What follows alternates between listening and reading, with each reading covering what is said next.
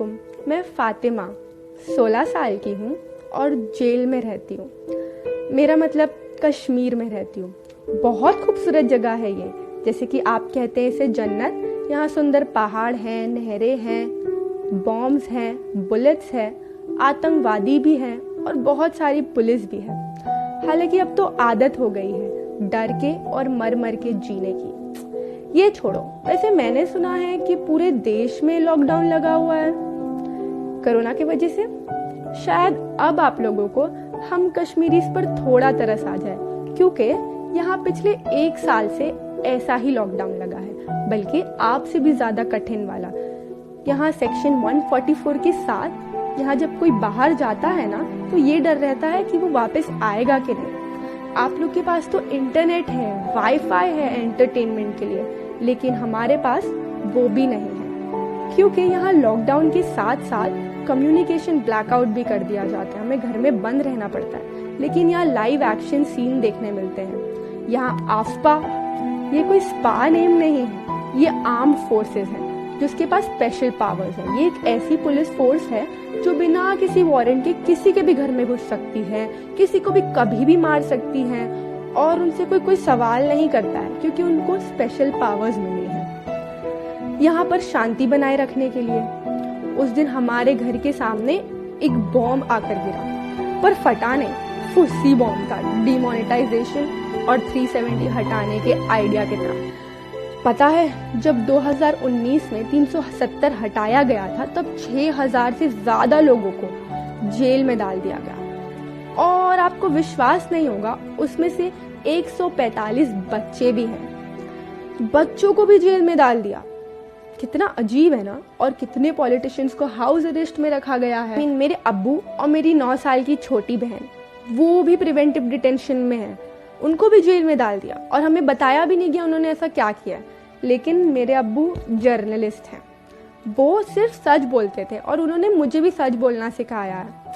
वो चाहते हैं कि कश्मीर का हाल सबको पता चले, लेकिन जब उन्होंने सच कहा तो उन पर UAPA लगा दिया गया।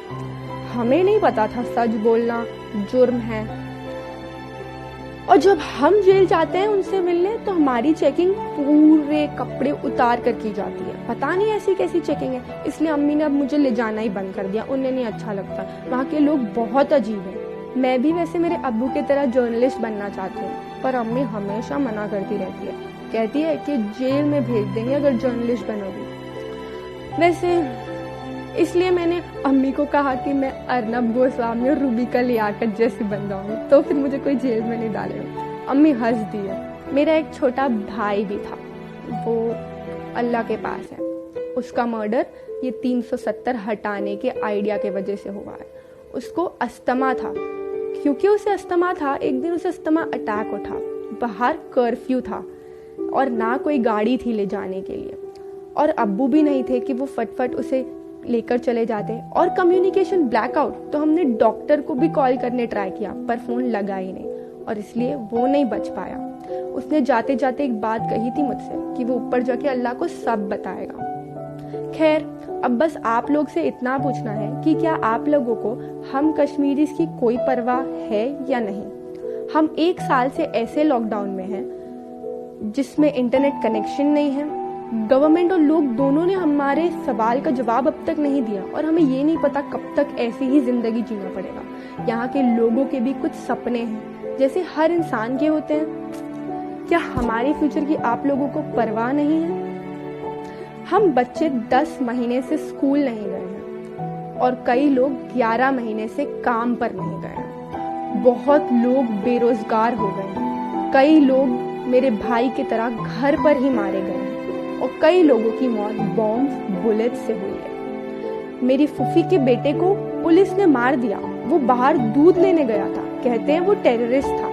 अब हमें नहीं पता वो उसने क्या किया है। मेरे एक दोस्त के नाना जी अपने छोटे नाती के साथ बाहर गए थे, उनको भी किसी ने मार दिया और उनके नाती को छोड़ दिया। हमने सुना उनकी फोटो बहुत वायरल हुई थी, पर फिर भी किसी को ज्यादा फर्क नहीं पड़ा। क्या आप लोग ने, हमने ऐसे ही मरने के लिए छोड़ दिया है?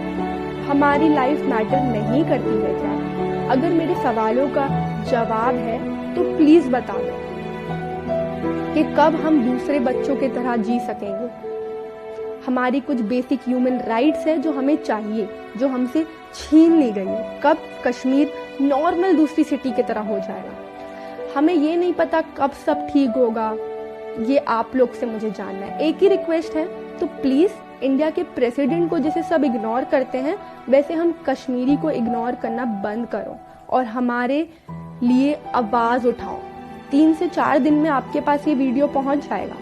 मेरी अम्मी की बहन लखनऊ जाने वाली है, तब वो उसे वहाँ जाके अपलोड करेंगी, क्योंकि यहाँ तो 2G नेट है, अभी अभी वो भी आया है, वो भी इतना बेकार चल रहा है आप सोच भी नहीं सकते हो। तो तब तक के लिए भूलना मत प्लीज़, कश्मीर लाइव्स मैटर। अल्लाह हाफिज़।